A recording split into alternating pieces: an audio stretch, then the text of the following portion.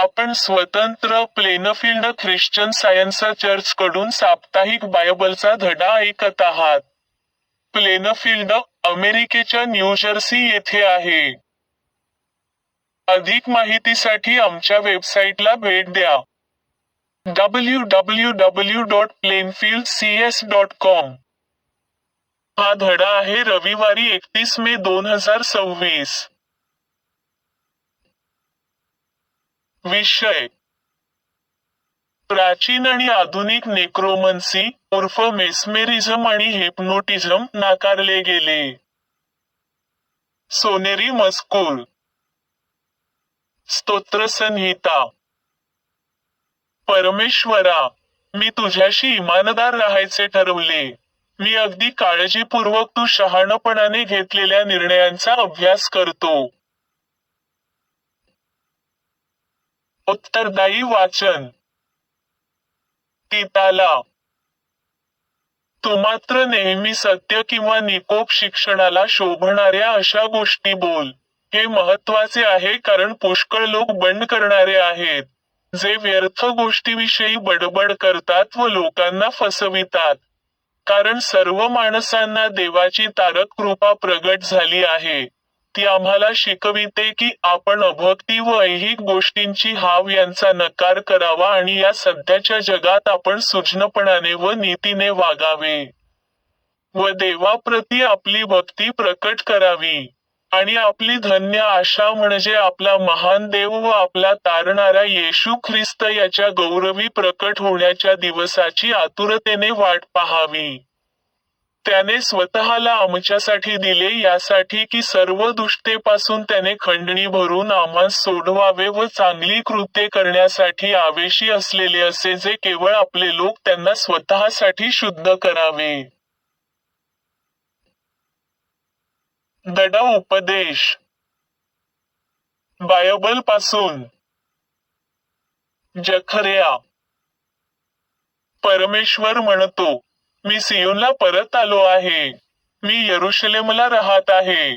यरुशलेम निष्ठावान नगरी म्हणून ओळखली जाईल. सर्वशक्तिमान परमेश्वराचा पर्वत, पवित्र पर्वत म्हणून ओळखला जाईल. पण तुम्हाला पुढील गोष्टी करणे भाग आहे. तुमच्या शेजाऱ्यांना सत्य सांगा. न्यायालयात निर्णय घेतेवेळी जे सत्य आणि योग्य अशाच गोष्टी करा. त्यामुळे शांतता येईल. आपल्या शेजाऱ्यांना त्रास देण्यासाठी कट करू नका. खोटी आश्वासने देऊ नका. अशा वाईट गोष्टीत आनंद मानू नका. का? कारण या गोष्टींची मला चीड आहे. परमेश्वराने या गोष्टी सांगितल्या आहेत. उत्पत्ती. त्या काळी त्या प्रदेशात मोठा दुष्काळ पडला. तेथे पाऊस पडला नाही आणि अन्नधान्य उगवले नाही. म्हणून अब्राम मिसरमध्ये राहण्यास गेला. आपली बायको साराय फार सुंदर आहे असे अब्रामाने पाहिले. तेव्हा मिसर देशाच्या हद्दीत शिरण्यापूर्वी अब्राम साराय हिला म्हणाला, मला माहीत आहे की तू अतिशय सुंदर व रूपवान स्त्री आहेस. म्हणून मिसरचे लोक जेव्हा तुला पाहतील तेव्हा ते म्हणतील, ही त्याची बायको आहे. आणि मग तुझ्यासाठी ते मला मारून टाकतील. तर तू माझी बहीण आहेस असे तू लोकांस सांग म्हणजे मग ते मला मारणार नाहीत. ते माझ्यावर दया करतील. अशा रीतीने तू माझा जीव वाचवशील. मग अब्राम मिसर देशात गेला. तेथील लोकांनी पाहिले की साराय ही फार सुंदर स्त्री आहे. मिसरच्या राजवाड्यातील सरदारांनी सारायला पाहिले व त्यांनी आपला राजा फारो याच्या जवळ तिच्या सौंदर्याची वाखाणणी केली. आणि त्यांनी तिला राजाच्या घरी नेऊन ठेवले. अब्राम सारायचा भाऊ आहे असे समजल्यावर फारो राजाने त्याच्यावर दया केली व त्याला मेंढरे, गुरेढोरे व गाढवे दिली. तसेच अब्रामाला दास, दासी व उंटही मिळाले. अब्रामाची बायको साराय हिला फारोने नेले म्हणून परमेश्वराने फारो व त्याच्या घरातील लोकांना भयंकर रोगाची पीडा भोगावयास लावली. तेव्हा फारोने अब्रामास बोलावले. तो म्हणाला, तू माझ्याबाबत फार वाईट गोष्ट केलीस. साराय तुझी बायको आहे, हे तू मला सांगितले नाहीस का? ती माझी बहीण आहे असे तू का म्हणालास? मला बायको करण्यासाठी मी तिला नेले होते, परंतु मी आता तुझी बायको तुला परत करतो, तिला घे व येथून निघून जा. मग अब्रामाची मिसरमधून बाहेर रवानगी करावी अशी फारोने आपल्या सरदारांना आज्ञा दिली. तेव्हा अब्राम व त्याची बायको साराई यांनी आपले सर्व काही बरोबर घेऊन मिसर सोडले. नीतिसूत्रे. परमेश्वर खोटं बोलणाऱ्यांचा तिरस्कार करतो, पण परमेश्वर खरे बोलणाऱ्या लोकांबरोबर आनंदी असतो. उत्पत्ती. या सर्व गोष्टी घडल्यावर अब्रामाला दृष्टांतात परमेश्वराचे वचन आले. देव म्हणाला, अब्रामा, भिवू नको, मी तुझे रक्षण करीन आणि तुला आनंद होईल असे मी तुला मोठे प्रतिफळ देईन. अब्रामाने देवावर विश्वास ठेवला. देवाने त्याची प्रामाणिकांता गणना केली. प्रामाणिक जीवन जगण्यास योग्य असा त्याचा विश्वास होता. उत्पत्ती. अब्राम 99 वर्षांचा झाला तेव्हा परमेश्वर त्याच्याशी बोलला. परमेश्वर म्हणाला, मी सर्वशक्तिमान देव आहे. माझ्यासाठी पुढील प्रमाणे गोष्टी कर. माझ्या आज्ञा पाळ आणि योग्य मार्गाने चाल व सात्विकतेने राहा. मी तुझे नाव बदलतो. तुझे नाव अब्राम असणार नाही, तर तुझे नाव अब्राहाम होईल. मी तुला हे नाव देत आहे कारण तू अनेक राष्ट्रांचा पिता होशील. आणि देव अब्राहामाला पुढे म्हणाला, आता ह्या करारातील तुझा भाग हा असा, तू व तुझ्या वंशजांनी पाळावयाचा माझा करार हा. रोमकरांस. तर मग अब्राहाम जो मानवी रीतीने आपला पूर्वज याच्याविषयी आपण काय म्हणावे? कारण शास्त्र काय सांगते? अब्राहामाने देवावर विश्वास ठेवला आणि त्याचा विश्वास त्याला नीतिमत्व असा गणण्यात आला. ज्याच्या अपराधांची क्षमा झाली आहे, ज्याच्या पापावर पांघरून घातले आहे तो धन्य. धन्य तो पुरुष ज्याच्या पापांचा हिशेब प्रभू करणार नाही. रोमकरांस. म्हणून बंधूनो, देवाच्या दयेमुळे मी तुम्हाला विनवितो की तुमची शरीरे देवाला संतोष देणारा जिवंत यज्ञ अशी अर्पण करा. ही तुमची आध्यात्मिक सेवा आहे. आणि यापुढे या जगाच्या आदर्शाप्रमाणे आचरण करू नका. त्याऐवजी तुमच्या मनाच्या नवीनपणामुळे तुमचा बदल होऊ द्या. यासाठी की देवाची पूर्ण आणि त्याला आनंद देणारी उत्तम इच्छा काय आहे हे तुम्हाला कळावे व तिचा तुम्ही स्वीकार करावा. मला देण्यात आलेल्या कृपादानाच्या दृष्टीने मी तुम्हांतील प्रत्येकाला सांगतो की विचार करण्यास योग्य आहे त्या आपल्या योग्यतेपेक्षा आपणाला अधिक श्रेष्ठ मानू नका. तर देवाने सोपवून दिलेल्या परिमाणाप्रमाणे समंजस असा जो मार्ग त्या दृष्टीने विचार करा. परिमाण के अनुसार बांट दिया है, वैसा ही सुबुद्धि के साथ अपने को समझे. करिंथकरांस. कारण जरी आम्ही जगामध्ये राहत असलो तरी जगाप्रमाणे लढाई करीत नाही. ज्या शस्त्राने आम्ही लढाई करतो ती जगातल्या शस्त्रांसारखी नाहीत. उलट त्यांच्यामध्ये दैवी शक्ती आहे ज्यामुळे शत्रूचे बुरुज नष्ट होतात. आम्ही वाद आणि जे देवाविषयीच्या ज्ञानाविरुद्ध उभे राहते ते नष्ट करतो आणि प्रत्येक विचार पकडून त्याला ख्रिस्ताच्या आज्ञा पाळायला लावतो. प्रकटीकरण. मग मी पाहिले आणि तेथे माझ्यासमोर कोकरा होता. तो सियोन पर्वतावर उभा होता. त्याच्याबरोबर 1,44,000 लोक होते. त्यांच्या कपाळांवर त्याचे आणि त्याच्या पित्याचे नाव लिहिलेले होते. ते लोक सिंहासनासमोर आणि 4 जिवंत प्राण्यांसमोर आणि वडिलांसमोर नवे गीत गात होते. जे लोक पृथ्वीपासून मुक्त करण्यात आलेले असे 1,44,000 तेच हे गाणे शिकू शकले. त्यांच्याशिवाय दुसरे कोणीही ते गीत शिकू शकले नाही. हे लोक असे होते की त्यांनी स्त्रियांशी वाईट कर्म करून स्वतःला भ्रष्ट केले नाही. त्यांनी स्वतःला शुद्ध राखले. कोकरा जेथे गेला तेथे ते गेले. हे पृथ्वीवरील लोकांमधून खंडणी भरून मुक्त केलेले होते. देवाला आणि कोकऱ्याला अर्पिलेले ते पाहिले आहेत. त्याच्या मुखान असत्य कधी आढळलेले नाही. खोटे बोलण्याबद्दल ते निर्दोष होते. प्रकटीकरण. मी अग्नी काचेच्या समुद्रात मिसळल्यासारखा पाहिला. सर्व लोकांनी ज्यांनी त्या प्राण्यावर, त्याच्या मूर्तीवर आणि त्याच्या नावाच्या संख्येवर विजय मिळविला होता ते सर्व समुद्राजवळ उभे होते. या लोकांकडे देवाने दिलेली वीणा होती. त्यांनी देवाचा सेवक मोशे याचे गीत आणि कोकऱ्याचे गीत गायले. प्रभू देवा, सर्वसमर्था, तू महान आणि अद्भुत गोष्टी करतोस. राष्ट्रांच्या राजा, तुझे मार्ग योग्य व खरे आहेत. Science textbook science and health with की टू द शास्त्रवचने कडील परस्पर संबंधित परिच्छेद वाचले. विज्ञान आणि आरोग्य. प्रामाणिकपणा ही आध्यात्मिक शक्ती आहे. अप्रामाणिकपणा ही मानवी दुर्बलता आहे, ज्यामुळे दैवी मदतीला मुकावे लागते. तुम्ही पाप उघडकीस आणता, ते कोणालाही इजा पोहोचवण्यासाठी नव्हे, तर त्या देहधारी मनुष्याला आशीर्वाद देण्यासाठी आणि योग्य हेतूला त्याचे प्रतिफळ मिळतेच. सत्यापासून पळ काढणे सचोटीला पंगू करते आणि तुम्हाला शिखरावरून खाली पाडते.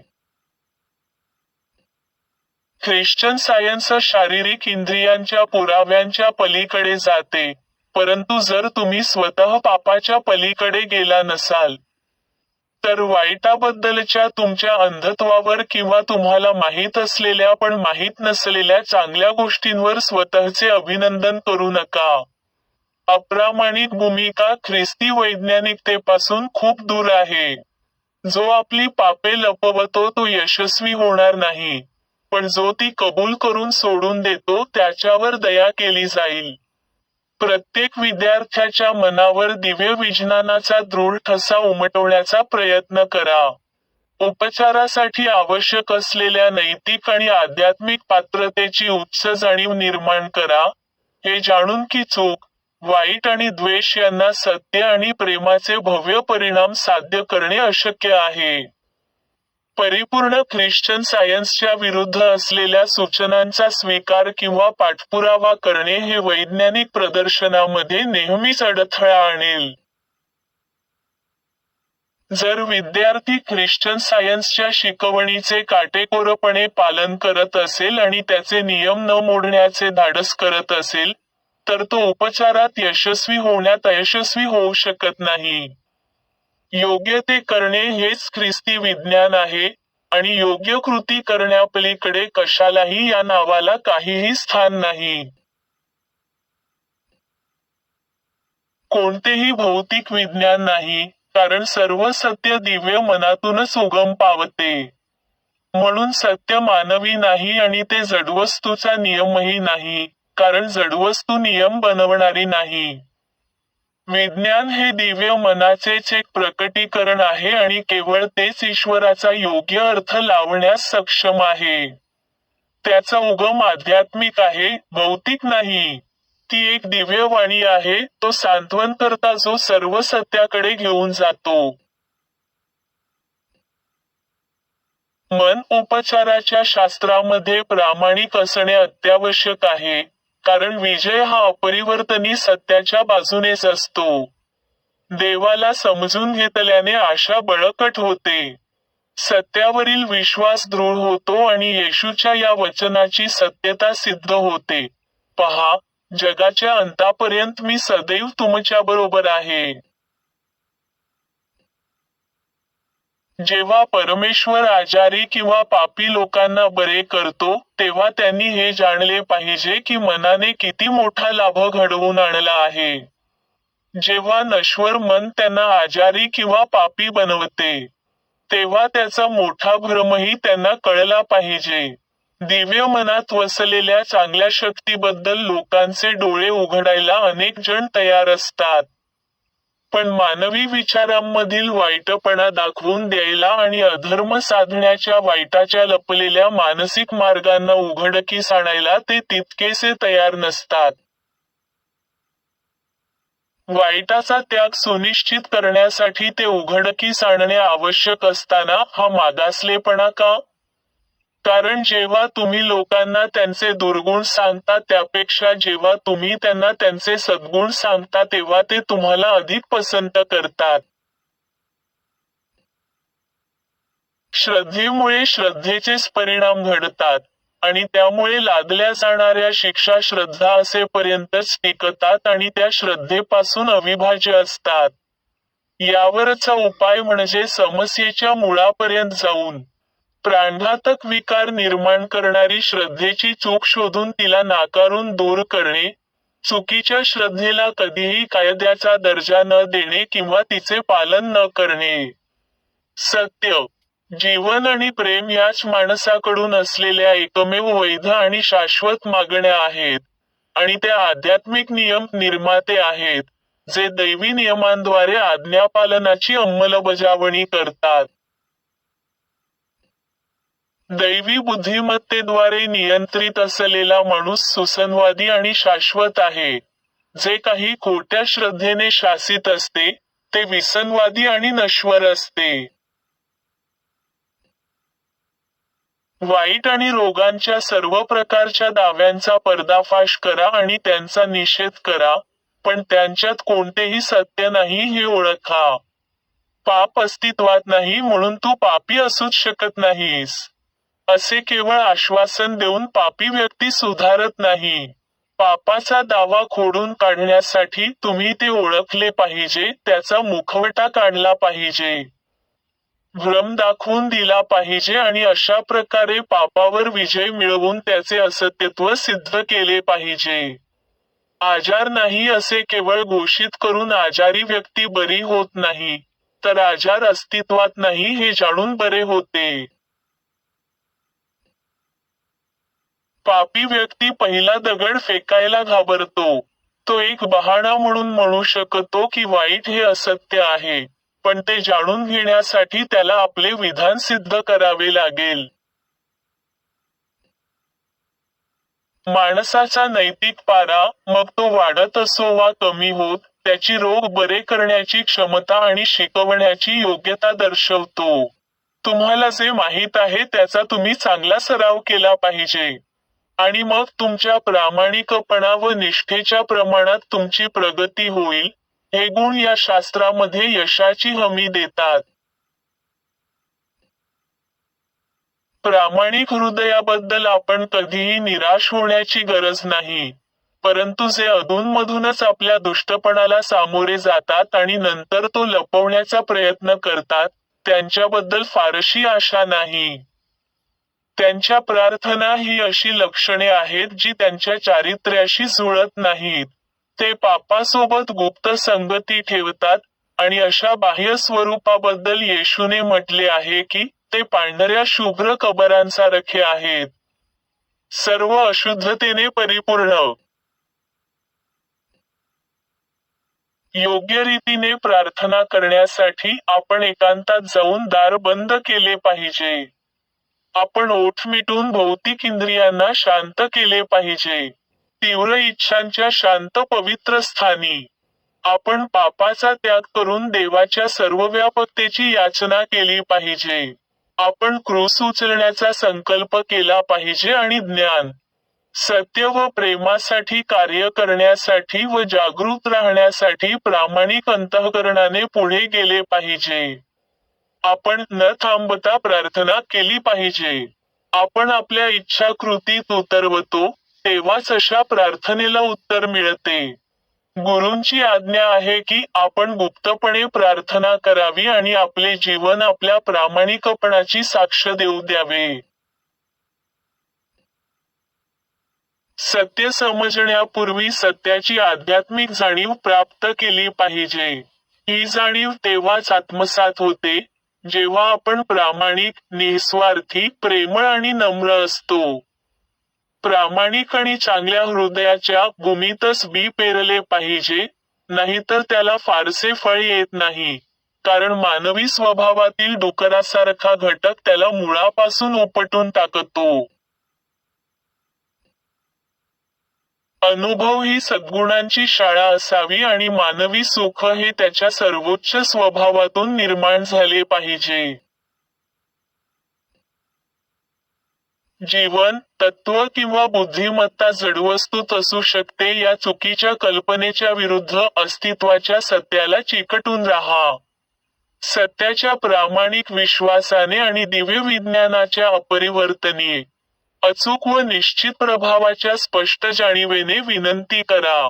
मग, जर तुमची निष्ठा तुमच्या विनंतीच्या सत्याच्या निम्मी जरी असेल तरी तुम्ही रुग्णांना बरे कराल. मी आता चर्च मॅन्युअलमध्ये दिलेल्या मेरी बेकर एडी कडून 3 दैनंदिन कर्तव्ये वाचू. रोजची प्रार्थना. दररोज प्रार्थना करणे हे या चर्चमधील प्रत्येक सदस्याचे कर्तव्य असेल. तुझे राज्य ये. माझ्यामध्ये दैवी सत्य, जीवन आणि प्रीती यांचे राज्य स्थापित व्हावे आणि माझ्यापासून सर्व पापांवर राज्य करू द्या. आणि तुझे शब्द सर्व मानवजातीचे स्नेह समृद्ध करू आणि त्यांच्यावर राज्य करू दे. हेतू व कृतींचा नियम. द मदर चर्चच्या सदस्यांच्या हेतू किंवा कृतीबद्दल वैरभाव किंवा केवळ वैयक्तिक आसक्तीच उत्तेजन देऊ नये. विज्ञानात दैवी प्रेम एकट्याने माणसावर राज्य करते. आणि एक ख्रिश्चन वैज्ञानिक प्रेमात गोड सुविधांना प्रतिबिंबित करते, पापाची निंदा करते, खरा बंधुता, दानशूरपणा आणि क्षमा यामध्ये. या चर्चमधील सदस्यांनी दररोज सर्व प्रकारच्या वाईटापासून वाचलेले. भविष्य सांगण्यापासून, न्यायनिवाड्यापासून, निंदा करण्यापासून, समुपदेशनातून, प्रभाव पाडण्यापासून किंवा चुकीच्या मार्गाने प्रभावित होण्यापासून वाचण्यासाठी प्रार्थना करावी. कर्तव्याची सतर्कता. आक्रमक मानसिक सूचनेविरुद्ध दररोज स्वतःचा बचाव करणे, आणि देव, त्याचा नेता आणि मानवजातीबद्दल त्याच्या जबाबदार पूर्णविराम हलत या विसरणे किंवा दुर्लक्ष करणे हे या चर्चमधील प्रत्येक सदस्याचे कर्तव्य असेल. त्याने केलेल्या कृत्यांबरोबरच त्याचा न्याय होईल.